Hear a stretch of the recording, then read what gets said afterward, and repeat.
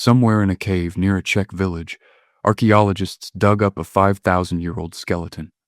It was buried exactly like a woman, same jewelry, same pottery, same ritual position.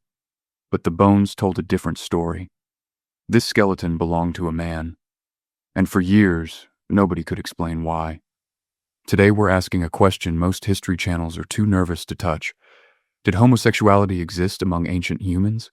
Was it accepted, ignored, or punished? By the end of this video, you'll see what cave burials, tribal anthropology, and animal behavior actually tell us. You'll hear a theory from evolutionary biology about why same-sex bonding might have actually helped early tribes survive harsh environments. And you'll understand why the strict gay or straight box we use today probably didn't exist the same way thousands of years ago. This isn't about modern politics. It's about what the evidence, bones, art, and tribal records really shows. Let's rewind further than humans, because this pattern doesn't start with us. Same-sex behavior has been documented in more than 1,500 animal species, from dolphins to giraffes to sheep. Take bonobos, one of our closest genetic relatives, sharing almost 99% of our DNA.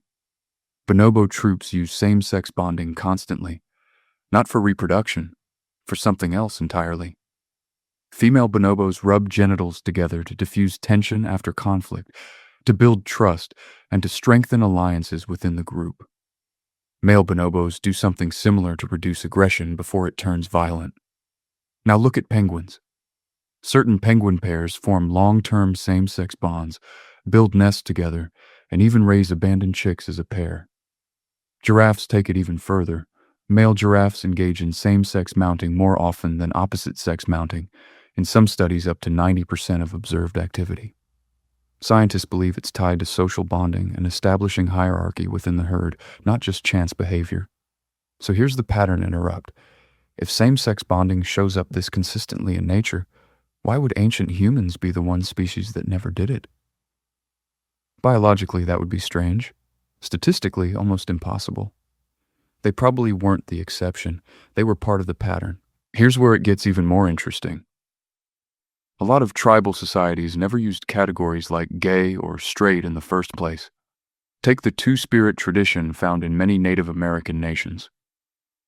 Two-spirit people held both masculine and feminine roles at once. Different work, different clothing, different relationships than the rest of the tribe. And crucially, they weren't shamed for it. In many nations, two-spirit people were seen as spiritually powerful, even given ceremonial roles like healers or mediators. Travel to parts of South Asia, and you find similar third-gender identities going back centuries, the Hijra community being one well-documented example. In fact, some of these identities were so embedded that they show up in colonial-era records. European colonizers were often the ones who tried to erase or criminalize them, not the tribes themselves. That's a detail that flips the common assumption on its head entirely. So the idea that ancient life was strictly binary, that idea doesn't hold up. That kind of rigid thinking isn't ancient. It's modern.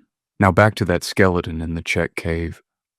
Archaeologists made headlines in 2011 when they called it the Gay Caveman, a man buried in the position traditionally reserved for women, surrounded by items usually placed in female graves. The media loved it, but most anthropologists pushed back immediately. Burial position alone, they argued, doesn't prove sexuality. It could reflect gender roles, spiritual beliefs, social status, or something we don't fully understand yet. And this isn't an isolated case either. Similar debates have popped up around other ancient burials across Europe, where grave goods didn't match the expected gender of the skeleton. Each time, the same argument repeats. We don't have a clean way to read sexuality directly from bones. Ancient people weren't necessarily thinking in terms of gay or straight. They may have been thinking in terms of role, spirit, and community. And now here's the biggest reveal in all of this. Some evolutionary biologists propose something called the kin selection theory. The idea? Individuals who didn't reproduce directly could still help raise nieces, nephews, and other children in the tribe, increasing the odds that shared genes survived. Think about what that means for a small, high-risk tribe of 20 or 30 people.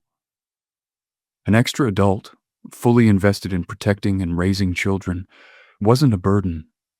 It was an advantage. In a world with predators, starvation, and constant danger, one more protector could be the difference between a family line surviving or disappearing completely.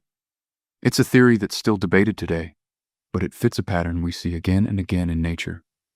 Cooperation quietly outperforming rigid tradition. In other words, this wasn't just tolerated. It may have been essential, survival level useful. So back to that skeleton, buried in a cave, in a position that broke every rule we thought ancient societies followed. We may never know exactly who that person loved, but we do know this. The strict box we've built today might be a modern invention, not an ancient rule. Ancient humans likely lived messier, more fluid lives than the history books ever gave them credit for. So here's my question for you. If ancient tribes didn't police identity the way we do now, when exactly did we start? Drop your theory in the comments. And if you want more videos digging into the parts of prehistory nobody else is willing to talk about, subscribe. There's a lot more buried down there.